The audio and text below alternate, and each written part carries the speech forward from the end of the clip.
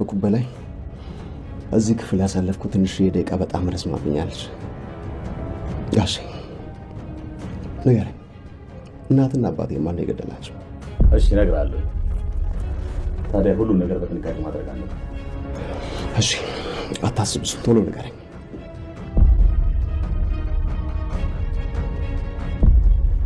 ይሄኛው የእናትና የአባት ገዳይ ነው።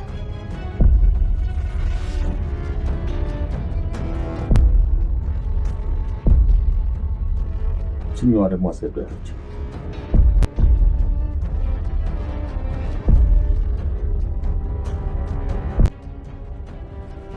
እቺ ደግሞ የሁለቱ ጠላቶቻችን ወዳጅና የኛ የመበቃ ካርዳችን ናት።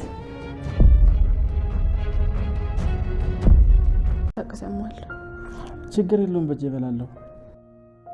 አንተ መንከባከብኩ ግዴታዬ ነው። ለኔ ብለህ አይደል እንደዚህ ሆንከው? ያኔ የሚላቸው ሰዎች እንኳን ቦታ አልሰጡኝም። አንተ ግን ህይወትን ልትሰጠኝ ነበር። እንኳን አይደለም ማጉረስ ሌላም ነገር ባደርግልህ ይገባል። እሺ በቃ አፋፋይ ነው ብዬ ነግሬ ነበር። ይሄው አደረከው። ሁለተኛ አጠገቤ እንዳትደርስ። በጣም ነው እጅግ አስደሳች፣ እጅግ የምስራች። ብዙዎቻችን የገመትነው 50 በ50 ሆኗል። ግማሾቻችን ከኋላ የተቀመጠው ልጅ ቤተሰብ ሊሆን ይችላል ያረፈው፣ ግማሾቻችን ደግሞ ሳሚ ሊሆን ይችላል። አይ ሳሚ መሞት የለበትም የሚለው 100% የብዙ ተመልካች ድምጽ ነው። ሳሚ በህይወት ተርፏል። ሳሚ በህይወት አለ። እንደ በኃይሉ ክፋትና ተንኮል እሱ ቢሞትለት ደስታው እጥፍ ድርብ ነበረ። ዳግምና ብሌን ተለያዩ። አቶ በኃይሉ የራሱን ወንጀል ሳሚ ላይ ደፈደፈው። ራሱ ያስገደላቸውን ሰዎች ሳሚ ነው የገደላቸው በማለት ሳሚን ለማጥፋት የጥላቱን ጥላት ይዞ መጥቷል። እጅግ የሚገርምና እጅግ የሚደንቅ ብሌን በ3 ወንዶች መሀል ልትገባ ነው። አሁን የመጣው የአቶ በኃይሉ ቀኝ እጅ ወይም ሐረግ ድራማ ላይ የምናውቀው ቢኒ እናት አባቶችን የገደለውን ሰው ለ20 ዓመት ስፈልገው ነበረ በማለት የበኃይሉ ቀኝ እጅ ሆኖ መጥቷል። ግን የእናት አባቱ ገዳይ በኃይሉ እንደሆነ ማን ይንገረው? እሱ ግን ሁሉንም አቀሳስሮ ሰላምንና ሳሚን ማጥፋት ይፈልጋል። የእናት አባቶች ገዳይ ሰላምና ሳሚ ይባላሉ በማለት እንግዲህ ፎቶአቸውን አሳይቷቸዋል።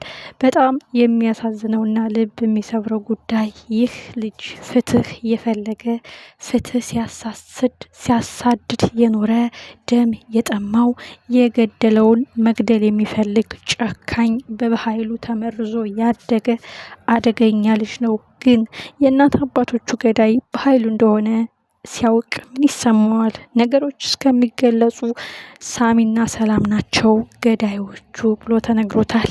ይህ ልጅ የተነገረውን እንጂ ያየውን አይደለም። የሚያውቀው ጉዳይ የለም ከበኃይሉ የተቀነባበረ ወሬ ውጭ። በጣም የሚያሳዝነውና ልብ የሚሰብረው ሁኔታ አሁን እጅግ አደገኛ፣ እጅግ ኃይለኛ በበኃይሉ ተመርዞ የመጣ ጨካኝ ሰው መጥቷል። ይህ ሰው ግን ማን ነው? እጅግ የሚያሳዝነውና ልብ የሚሰብረው ጉዳይ ብሌን በ3 ወንዶች መሀል ገብታለች። ልጁም የብሌንን ፎቶ ሲያይ ቀጥ ድርቅ ብሎ ቀርቷል። ይህ ማለት በፍቅሯ ሳይወድቅ አይቀርም። ግን ችግሩ እልክና በቀል አለበት። ያንን ደግሞ መወጣት ይፈልጋል። ካሁን በኋላ ነገሮች ድብልቅልቃቸው ነው የሚወጡት። ብሌን አንተ ለኔ ህይወት ግን ሰዋህ። የኔ ያልኳቸው ሰዎች ሲሸሹኝ፣ የኔ ያልኳቸው ሰዎች በክፉ ሀሜት ሲያሙኝ፣ እኔን በሌላ ነገር ሲጠረጥሩኝ፣ አንተ ግን ለኔ ስትል ህይወትህን ሰዋህ። ሳሚ የመንከባከብ ግዴታ አለብኝ በማለት የዳግምን ቀለበት አውልቃ ጥላለታለች። ነገሮች የተገላቢጦሽ እየሆኑ ነው። አሁን ብሌንና ዳግም በጠና ተጣልተዋል። ይህንን ክፍተት የተጠቀመችው ቃል እኔ ያለውልህ በማለት ተንኮል እየዘረጋች ነው። ወይዘሮ ሰላም ቃልን አስጠነቀቀች። ሁልጊዜ አንገቴን እንዳስደፋሽኝ፣ ሁልጊዜ እንዳዋረድሽኝ ነው።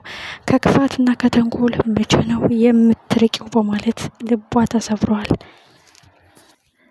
በኃይሉ የሚፈልገውን ነገር ለማግኘት ሰላም የብሌን ጠበቃ የሳሚ ጠባቂ የብሌን ጠበቃ የሰላም ጠባቂ ሳሚን ለማጥቃት ሰላምን ለመግደል ለዘመናት ሲያሴር ወጥመድ ሲዘረጋ ንብረቷን ለመዝረፍ እሷን ለማጥፋት ጉድጓድ ሲቆፍር የነበረው በኃይሉ እንግዲህ አልሳካለት ሲል መጨረሻ የነፍሰ ገዳይ ሰው ይዞ መጥቷል። ለዘመናት እናት አባቶችን የገደለውን ሰው ስታድነው ነበረ በማለት እንግዲህ እሱ ነገርየውን ወደ ሳሚ አጠምዞታል። ሳሚ ሜቢ እሱ ግደላቸው ወይም በእሱ ትዕዛዝ የተገደሉ ሰዎች ሊሆን ይችላሉ። ግን በጊዜው አሁን ልጁ ሲፈልጋቸውና ሲያድናቸው ሲያስሳቸው የቆዩት ሰዎች እነማን ናቸው? ሰላም፣ ብሌን፣ ሳሚ ሆነው ተገኝተዋል። በኃይሉ ይህንን ለምን ማድረግ አስፈለገ?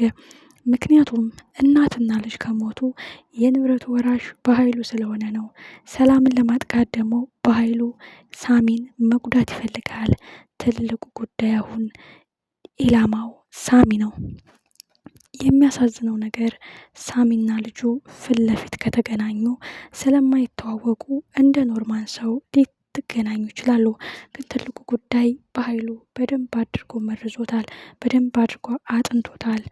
ይህ ነው ለዘመናት ስትናፍቀው ስታስሰው ስትጠብቀው የነበረው የበቀል ጥምህን የምትወጣበት ደማቸውን የምታስመልስበት ሰዓት ደርሷል። የራሱን ወንጀል ሳሚ ላይ ጠምጥመዋል። እሱ በሰራው ወንጀል ለሌላ ሰው በቀል አሳልፎ እየሰጠው ነው። እጅግ አሳዛኝ እጅግ አረመኔ ጨካኝ የሆነው ቢኒያም ሐረግ ድራማ ላይ የምናውቀው እዚህ ደግሞ እናት አባቴን ማን ገደላቸው እያለ እጅግ ፍትህ ፍትህ እያለ እዛው አፍንጫው ስር ተቀምጦ እሱ ግን ሌላ ሰው ተጠቁሟል። አንዳንድ ጊዜ የተነገረን ነው እንጂ ያየነውን የተረዳነውን ማድረግ ይሳነናል። ይህ ልጅ በኃይሉ እንደነገረው ሰላምን፣ ብሌንን፣ ሳሚን ከመጉዳት ወደኋላ አይልም። ግን ትልቁ ጉዳይ እነሱን የማይሆን ነገር ካረገ በኋላ እውነቱን ሲያውቅ ከባድ ጸጸት፣ የእግር እሳት፣ ሌላ ህመም፣ ሌላ ጸጸት። አስቡት፣ የእናት አባት ገዳይ እሱ ራሱ በኃይሉ ሆኖ እሱ ራሱ ሰላምና ሳሚን ለመበቀል ይህን ልጅ እየተጠቀመበት ነው። በጣም ያሳዝናል። በጣም ልብ ይሰብራል። ሴት የላከው ሞት አይፈራም ይባላል። ይህ ልጅ አሁን ለዘመናት ሲናፍቀው ሲጠብቀው የነበረው ማን ነው የገደላቸው? ፍትህ ህግ ካላከበረ እኔ ራሴ የእናት አባቴን ደም እመልሳለሁ እያለ ጫካ ገብቶ አድፍጦ የነበረው ለራሱ ስራ ለራሱ እልክ መወጫ ለራሱ ወንጀል መፈጸሚያ ይሄን ልጅ ይዞት መጥቷል። ከአሁን በኋላ ምን አይነት ህይወት ይሆን የሚኖሩት? ሳሚና ብሌን በጠና ተጣሉ። በቃ እኔ ትቼሃለሁ፣ ቀለበቴን እንካ በማለት አውልቅ አስረክበዋለች። የሚያሳዝነው ዳግም እውነታውን ሲረዳ በጸጸት እየተገረፈ ነው። ምነው ባልዘጋባት፣ ምነው ባናግራት፣ ምነው ምን ፈልገሽ ነው ብዬ ባደምጣት። አንዳንዴ በልክና በንዴት የምንወስናቸው ውሳኔዎች የእግር እሳት የዘላለም ጸጸት ይሆኑብናል። የማንመልሳቸውን ህይወት የሰው ልጅን ያሳጡናል። ሳሚ